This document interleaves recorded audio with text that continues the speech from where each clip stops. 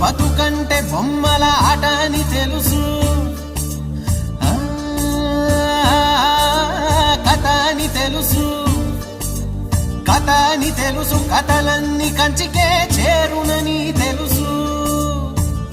తెలుసు తెర తొలుగుతుందని, తెలుసు తెల్లారుతుందని, తెలుసు ఈ కట్టె పుట్టుకుమంటదని, తెలుసు ఈ మట్టి మట్టిలో కలిసిపోతదని.